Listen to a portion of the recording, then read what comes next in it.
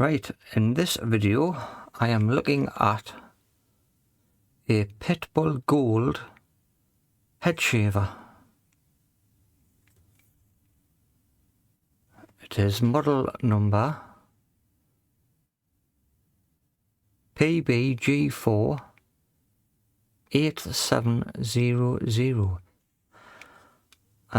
It does come on. If you press the button you get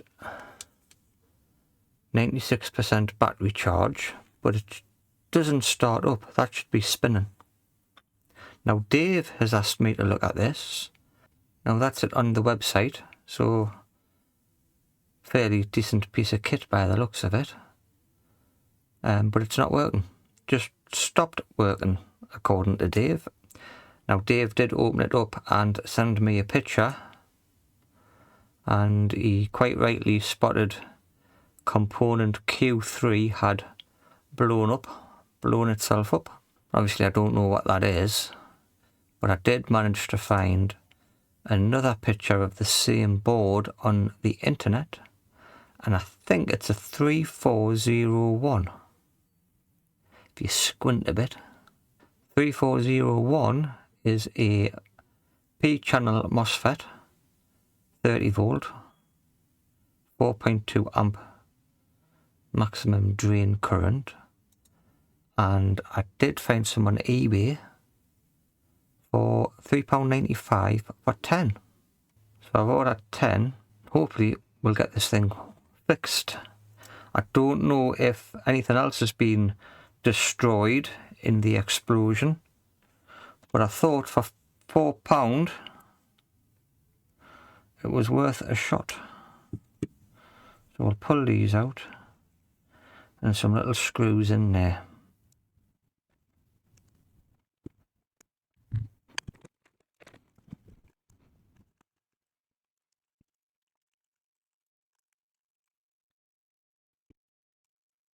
And waterproof, isn't it? Which means all the seams are hard to get open.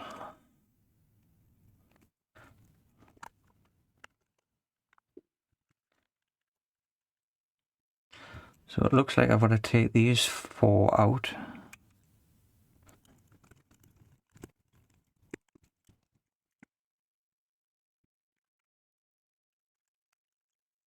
So I can feel the top part coming loose now.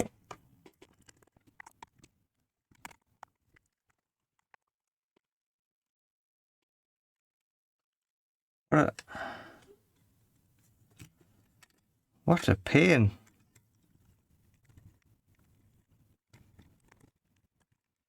It's like a puzzle.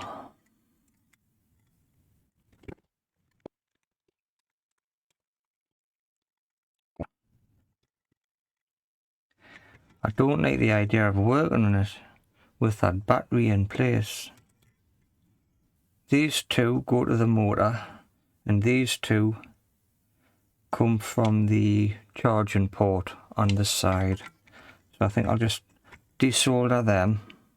Yeah, that's labelled motor plus and motor negative. In fact, I think I'll just desolder this 5 volt and ground here.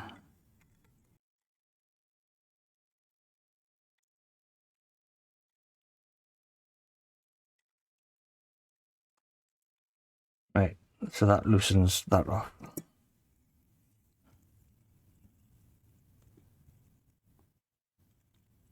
I would prefer to take that battery out. It means I'm not going to risk shorting anything out.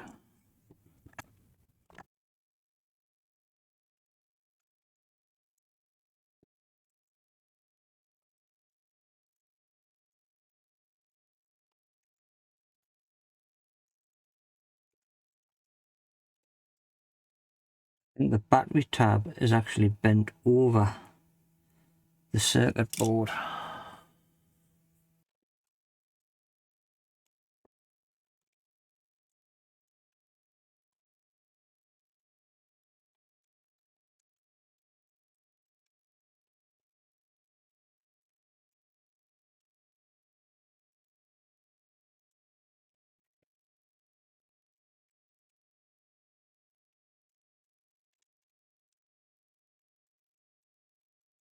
One side off.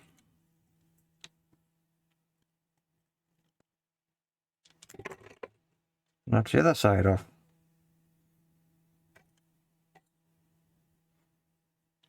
Brilliant. So thankfully they are labelled battery plus and battery negative. Right. So let's have a look at this Q3. Q3's gone, but it's too close to this display, so I can't use the hot air to take that off. So I'll have to try to use some low melt solder. And I've got some here.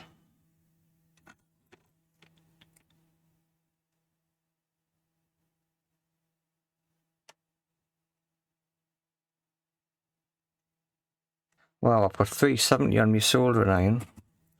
It doesn't seem to be touching it.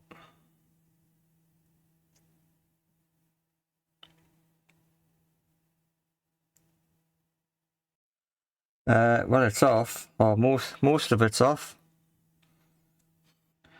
Let's try some normal solder on there.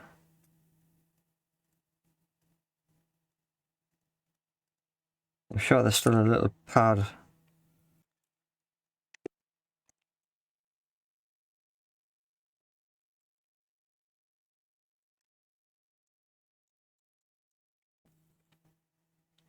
I thought there was something still left on that tap pad, but I'm not convinced now.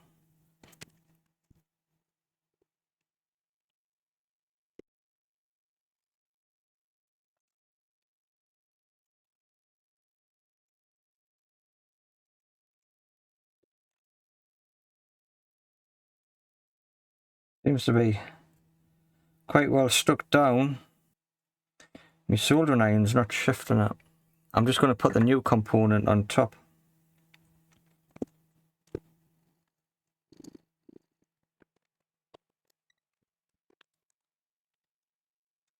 Before I put the new component on,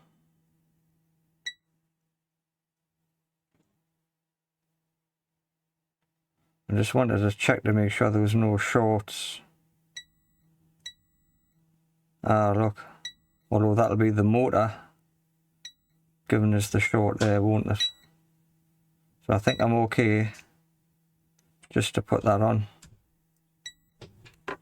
I've only got a very blurry image of a working board off the internet.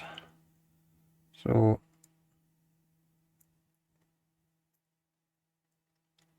I'm hoping this is right. That's all I can do. Right, so that's going to go on there.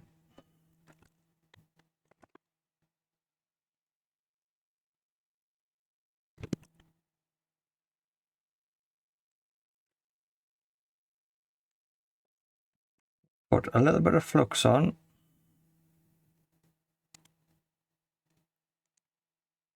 There we go. We'll clean that up and we'll put the battery back in place.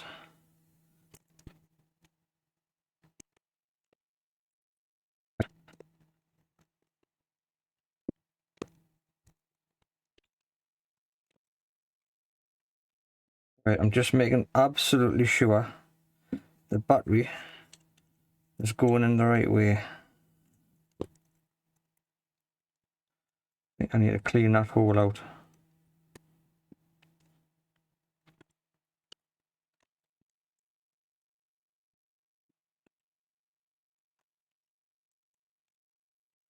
Okay, so bend that over there, and bend that over there, and pop a lot of solder on. Brilliant.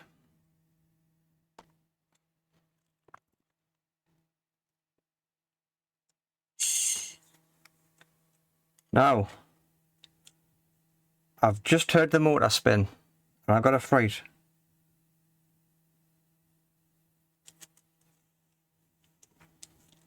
I don't know why the motor span, because I haven't pressed the button.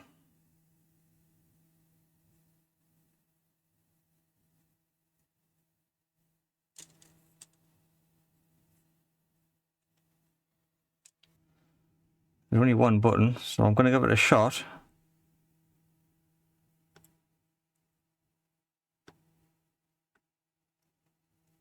Nothing.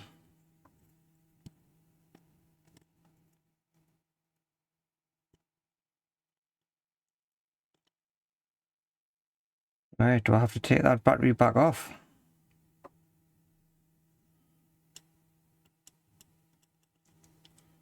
What happened there? Right, I'll have to have a look. So the battery reads 4 volts. I'm not sure that battery's charged up enough. I know it said 96%, but I'm not convinced. I think I'll hook these two back up and see if it charges up.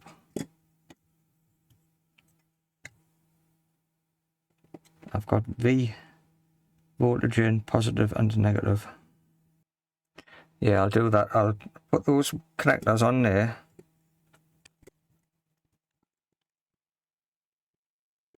I might just put them in like that.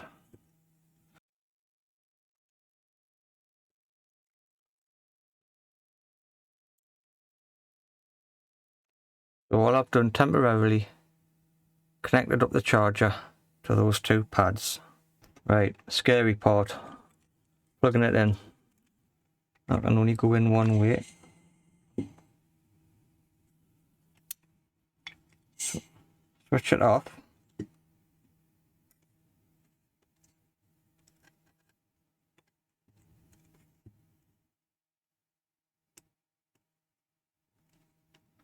And I've got no display. Hang on, switch it on.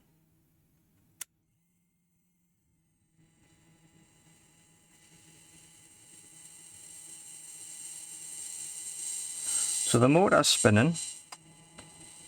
And that's going up to 99%. But I'm pretty sure the motor shouldn't be spinning.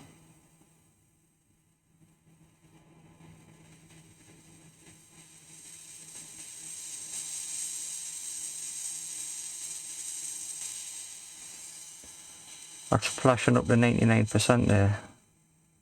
100%.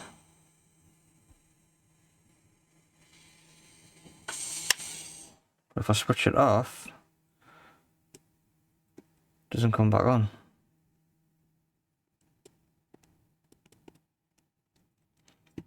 I think perhaps one of the chips might have gone.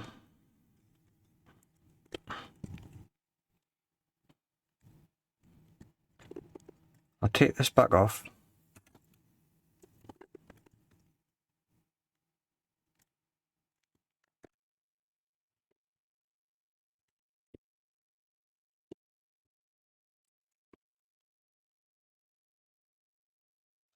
Alright, I'm going to have a look about. What I found out is that positive battery terminal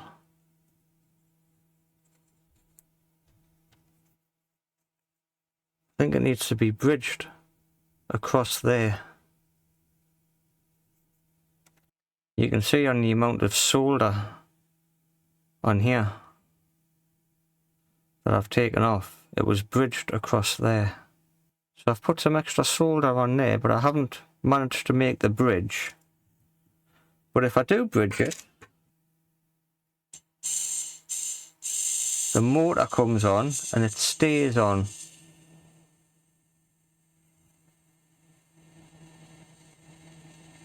You can see it 91% flashing up there.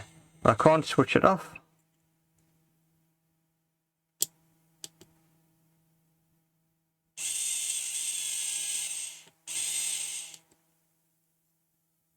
I'm sure Dave said something about it staying on and not turning itself off.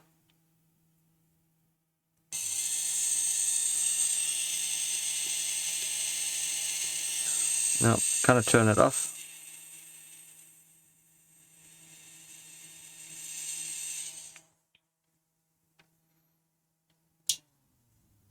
So what's that about? I'll have to see if I can trace from the switch and see if I can find any short components. I have a feeling it's this chip here, which is in charge of the motor.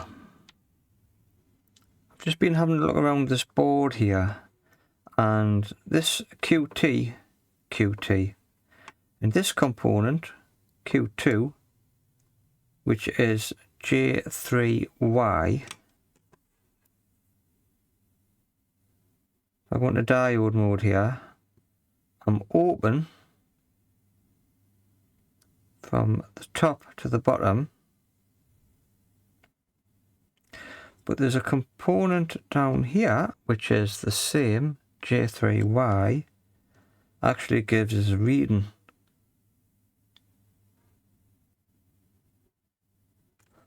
So I have a hunch this one at the top here is faulty, but I don't have a replacement. It's an NPN transistor, but I do have this one. This is a BCR108. So looking at the specs, the pins are correct, but this one has, the one I'm going to replace it with, this one, seems to have a higher voltage of 50 volts compared to this one, which is 40 volts. So I'm at a bit of a loss, so I'm going to replace that now and see what happens. I don't have to worry about the battery being connected up, because it's not, because of that gap there. So I'll prop this up and I'll take it off with a soldering iron, and we'll put this new one on and see what happens. Right, so I'm just going to put some of this low melt back on.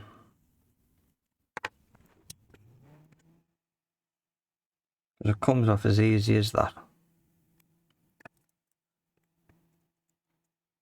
If this doesn't work, I will order the correct one and put the correct one on.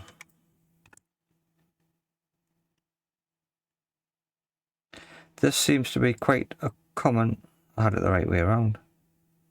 No, it's that way. This seems to be a common problem with shavers.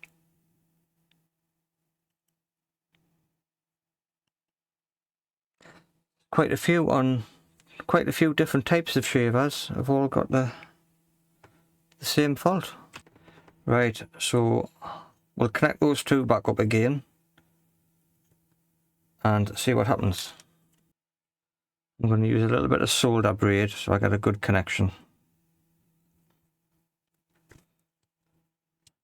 Right, I'm nervous now.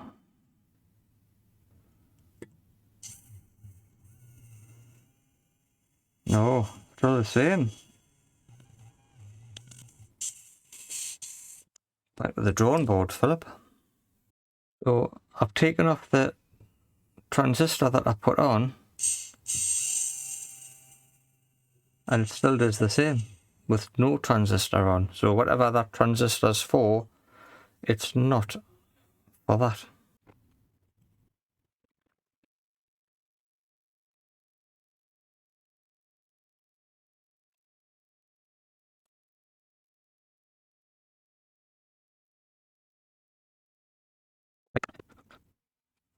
So that's the original transistor back on, J3Y.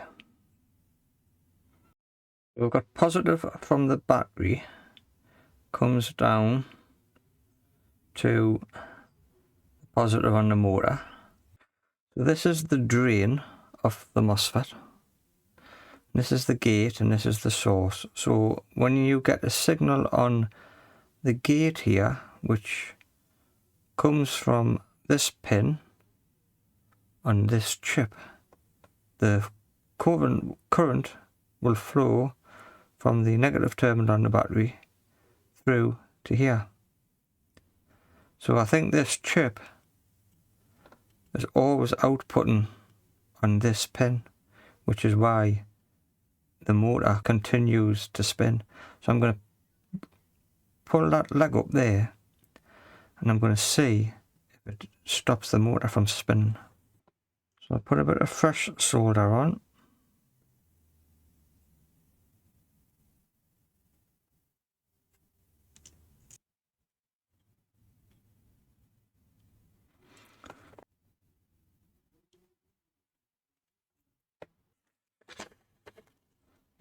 So that's lifted up. Right, let's see if that keeps the motor off. No, it doesn't. That surprised me. Is the negative from here?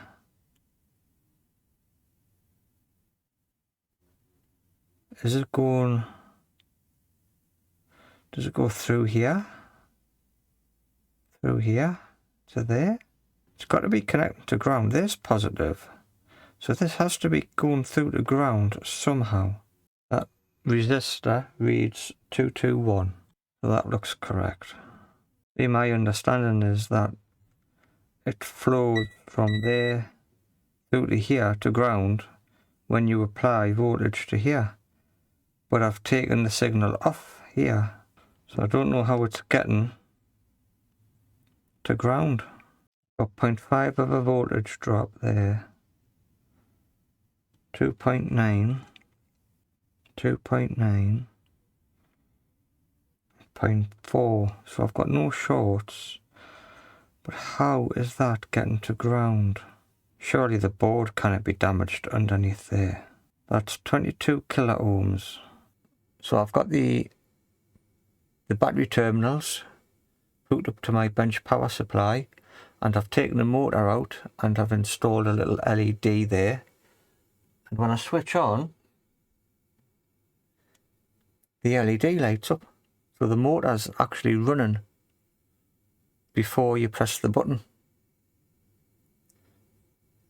The button works because the LED lights up here, the display, but the motor is continually running. It might be worth noting that I lifted pins 5 and 7 on this IC, which I think is the controller, and the motor still behaved the same. I thought pin 5 and 7 were controlling the MOSFET here, but when I lifted the pins I still had the same result. This motor LED stays on, comes on and stays on. So I'm at a complete loss with this now. So I headed over to Electronic Repair School on Discord, and I did a little diagram and asked all about it. I had some help from S-Max, and Chris put some diagrams up. I explained the fault and what was happening. Bit Rehab came up and asked me quite a few questions, which I replied to. And it was strange because if I set the power supply to 4 volts, I get no voltage on pin 7 when I press the button. But if I set the power supply voltage to 3.6 volts, I get 3.5 volts on pin 7 when I press the button. We also came across a couple of links here. This one is the Demon Razor that wouldn't turn off. That didn't happen on the Razor, but this gentleman plugged in the wrong charger and he sent 15 volts instead of 5. And the other link goes to this YouTube video about the shaver that would not shut off, and that's also got an exploded Q3 there, look. But I couldn't find any information online about how to fix them. So I don't mind giving up the ghost here. Bit Rehab also says, I agree, we can declare as a fact that this skull shaver device is generally irreparable due to the IC controller. So that's it for today's video. I'd like to thank everybody on Discord here who offered some help. But I think that's it for these shavers. I can't find any information about the Yasun 14 chip. I did try to jumpstart the power MOSFET, but no change. The LED or motor stayed on no matter what I tried. So that's it for today's video. I hope you've enjoyed it. It's been a challenge and unfortunately I was not successful. But I hope to see you all in the next one. Thanks for watching.